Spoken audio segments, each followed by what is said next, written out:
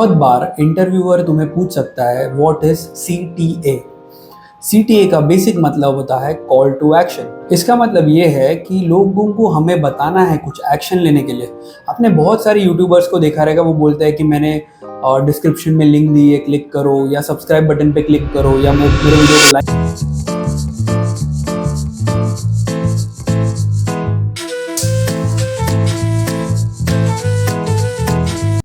नमस्कार दोस्तों, welcome to the part 3 of digital marketing interview questions. बहुत बार इंटरव्यूअर आपसे सवाल पूछ सकता है what is the difference between SEO and SEM। SEO का बेसिक मतलब होता है सर्च इंजन ऑप्टिमाइजेशन और SEM का मतलब होता है सर्च इंजन मार्केटिंग। अभी SEO एग्जैक्टली होता क्या है? SEO होता है जब भी हम कोई भी वेबसाइट बनाते हैं अपनी, वो गूगल पे बहुत ही पीछे रैंक करती है, और वो वेबसाइट समझ लो 200वें पेज पे या 250वें पेज पे, और वो वेबसाइट को हमें जो आगे लाना होता है on the first page of Google, तो जो प्रोसेस है आगे लाने का उसको बोलते हैं सर्च इंजन ऑप्टिमाइजेशन। उसके अंदर बहुत सारे स्टेप्स आते हैं, जैसे कीवर्ड रिसर्च करना, कंटेंट जनरेट करना, on page SEO, of page SEO, technical SEO, black hat SEO, white hat SEO। तो ऐसे काफ़ी सारे SEO रिलेटेड कंटेंट आते हैं in the process of search engine optimisation. और दूसरा जो होता है वो है सर्च इंजन मार्केटिंग। बेसिकली जब भी आपको कोई गूगल पे आप सर्च करने पे स्पॉन्सर्ड लिखा हुआ या प्रमोटेड लिखा हुआ है, which means that particular company is running an ad. तो एड रन करना is basically the company has paid Google, उसको हम लोग बोलते हैं सर्च इंजन मार्केटिंग। उस पेड मार्केटिंग का एग्जाम्पल है ये। समझ में आ गया आपको? अभी तो आपको डिफरेंस क्लियर होगा।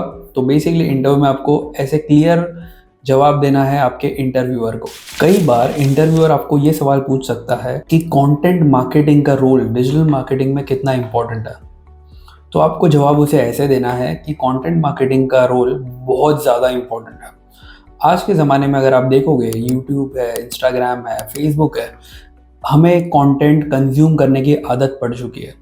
और अगर हम कोई चैनल या अगर हम कोई ब्रांड के लिए काम कर रहे हैं, तो उसके लिए बेहतरीन से बेहतरीन कंटेंट जो लोग शेयर करें या सेव करें, वैसे टाइप का कंटेंट हमें बनाना बहुत ज़रूरी है। आपने देखा होगा कुछ यूट्यूबर्स जिनका कंटेंट इतना अच्छा नहीं था, मतलब उनको एक रातों रात फेम मिल गई, जैसे डिंचैक पूजा हो गया या रानू मंडल हो गया। तो उनका जो कंटेंट है वो इतना अच्छा नहीं था, बट फिर भी उनको फेम मिली, but now they are nowhere. Basically they are struggling back to their old days.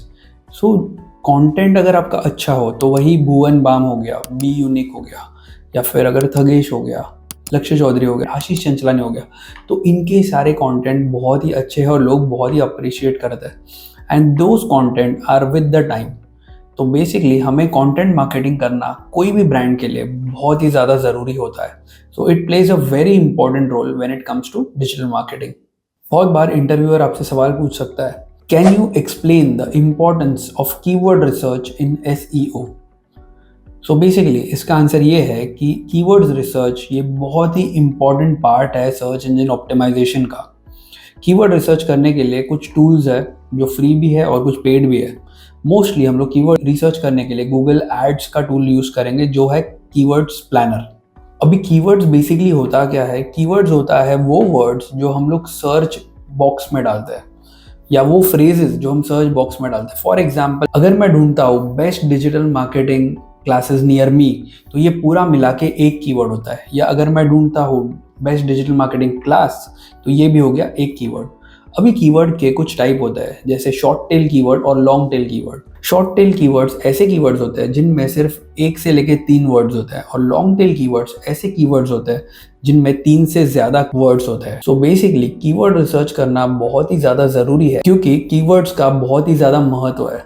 For example, कुछ टाइम पहले जब मैं एक क्लासेस के लिए काम करता था एज अ डिजिटल मार्केटर, तब मैंने नोटिस किया कि लोगों का जो सर्च करने का तरीका है, फॉर टैली कोर्स, पहले बहुत सर्च होता था Tally course is near me, but all of a sudden ads में हम लोग ने देखा कि रेवेन्यू कम मिल रहा है।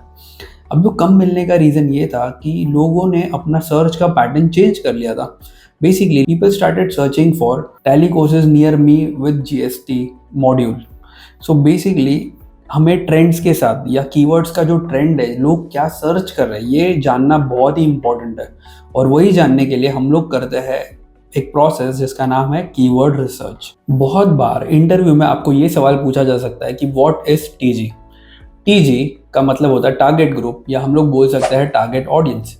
बेसिकली अगर हमें किसी भी चीज़ की या किसी भी प्रोडक्ट की मार्केटिंग करनी हो या सेल्स करनी हो, तो वो प्रोडक्ट कौन खरीदेगा उसका हमें एक बायर पर्सोना बनाना पड़ता है, विच मीन्स हमें उसको एग्जैक्टली टारगेट करना बहुत ज़रूरी है। अब ये बायर्स पर्सोना बनता कैसे है, इसको बनाने के लिए कुछ तरीके हैं। तो उसमें से आपको आपके बायर का एज पता होना बहुत ज़रूरी है, उसका जेंडर क्या है वो पता होना ज़रूरी है, उसका लोकेशन क्या है, कहाँ पे रहता है वो पता होना बहुत ज़रूरी है। और इसके अलावा और भी कई पैरामीटर्स है जिसके बेसिस पे आप आपके एग्जैक्ट टारगेट ऑडियंस तक पहुंच सकते हो। और ये टारगेट ऑडियंस हम लोग यूज़ करेंगे जब भी हम लोग एड्स रन करते हैं। जैसे अगर हम लोग फेसबुक एड्स रन कर रहे हैं या हमें गूगल एड्स रन कर रहे हैं, तो बेसिकली तब हमें टारगेट ऑडियंस का इंपॉर्टेंस बहुत ज़्यादा होता है। तो जो एड्स हम बना रहे हैं उसको हम एग्जैक्ट टारगेट ऑडियंस को अगर दिखाएंगे तो बाइंग के चांसेस बहुत ज़्यादा होंगे। फॉर एग्जाम्पल, अगर मुझे शूज़ अच्छे लगते हैं और मुझे शूज़ के एड्स आते हैं, तो there will be very high chance कि मैं वो प्रोडक्ट को परचेज करूँ। फॉर एग्जाम्पल, मुझे शूज़ अच्छे लगते हैं पर आप मुझे एड्स दिखा रहे हो ऑफ वुमेन ड्रेसेस, तो मुझे तो उसमें कोई इंटरेस्ट नहीं है बेसिकली। सो उनका जो टारगेटिंग करने का तरीका है वो गलत है, उसकी वजह से क्या हुआ, उनका रेवेन्यू का लॉस होगा। सो बेटर है कि हम लोग सही पर्सन को टारगेट करें, और ये क्वेश्चन का आंसर यही होगा कि टीजी मीन्स टारगेट ऑडियंस। बहुत बार इंटरव्यूअर आपको पूछ सकता है कि फॉर एग्जाम्पल अगर ये कोई प्रोडक्ट है तो इसका आप डिजिटल मार्केटिंग कैसे करोगे। तो हमें एक चीज़ याद रखनी है, सबसे पहले तो हमें कोई जल्दबाजी नहीं करनी है उसको आंसर करने के लिए। हम पहले प्रोडक्ट को हाथ में लेंगे, पहले समझेंगे ये प्रोडक्ट क्या है, क्यों है, और इसको बाय कौन कर सकता है, बेसिकली आपका टारगेट ऑडियंस कौन होगा। तो ये हमें क्लैरिटी एक बार आने के बाद हम लोग डिसाइड करेंगे कि कौन सा प्लेटफॉर्म राइट रहेगा ये बेचने के लिए। फॉर एग्जाम्पल, यूट्यूब राइट रहेगा, या हमको गूगल पे ज़्यादा फोकस करना चाहिए, एसईओ पे फोकस करना चाहिए, या हमें फोकस करना चाहिए सोशल मीडिया पे, इंस्टाग्राम पे, फेसबुक पे एक्सेट्रा। तो फिर हम फाइनलाइज करेंगे कि कौन सा चैनल हमारे लिए सही होगा। उसके बाद हम लोग कुछ ना कुछ कैंपेन्स प्लान कर सकते हैं by looking at our competitors, या तो हम लोग कुछ नया आइडिया लाके उसका मार्केटिंग कर सकते हैं। तो पहले हमें यही सोचना है कि टारगेट ऑडियंस कौन होगा, उसके बाद which is the right platform, and third will be the campaign that you are planning to reach the target audience. फिर उसके बाद आप डिसाइड कर पाओगे ये प्रोडक्ट एग्जैक्टली आप कैसे बेच सकते हो। जल्दबाजी में कुछ भी आंसर नहीं देना है आपको। और अगर फॉर एग्जांपल हम लोग ने डिसाइड कर लिया कि हमें प्लेटफॉर्म भी डिसाइड कर लिया, एग्जांपल इंस्टाग्राम हम लोग ने सोच लिया है और हमने डिसाइड किया कि इसकी कैंपेन हम लोग रील्स बना के करेंगे, फिर हम लोग करेंगे कंटेंट का रिसर्च और फिर एग्जैक्ट रील बनाएंगे और एग्जैक्ट टाइम पे उसको पोस्ट करेंगे, so that we get more engagement on the product as well as we get more sales and more traffic to the website। तो ऐसे करके आप आपके इंटरव्यूअर को जवाब दोगे अगर आपसे ये सवाल पूछा जाए। कब घबराना बिल्कुल नहीं है, एकदम काम रह के आपको जवाब देना है। कई बार इंटरव्यूअर आपको पूछ सकता है what is affiliate marketing. So affiliate marketing का बेसिक मतलब ये होता है कि आप किसी का कुछ प्रोडक्ट बेच दो और उसके बदले आपको मिलता है कमीशन। सो बेसिकली ऐसे कई सारे प्लेटफॉर्म्स हैं जिनका आप प्रोडक्ट बेच सकते हो और उसके लिए तुम्हें आपको कमीशन मिलता है, जैसे कि अमेजॉन आपको कमीशन देता है, फ्लिपकार्ट देता है, ब्लू होस्ट देता है, बहुत सारे होस्टिंग कंपनीज आपको कमीशन देते हैं। तो उसे ही हम कहते हैं अफिलिएट मार्केटिंग। अफिलिएट मार्केटिंग में 4 स्टेक होल्डर्स होते हैं।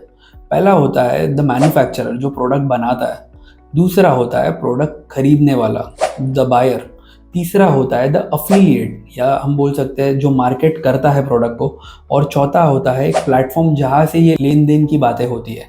सो बेसिकली अफिलिएट मार्केटिंग एक पूरा एक इंडस्ट्री है जिसमें हम लोग अपनी लिंक बना के बेचते हैं। आपने बहुत सारे यूट्यूबर्स को तो देखा ही होगा, वो आपको बोलते हैं कि मैंने डिस्क्रिप्शन में लिंक दिए, जाके चेक कर लो प्रोडक्ट की। When you click on the link and you go to the website, और अगर आप वो प्रोडक्ट बाय करते हो तो उसका कमीशन उस यूट्यूबर को मिलता है।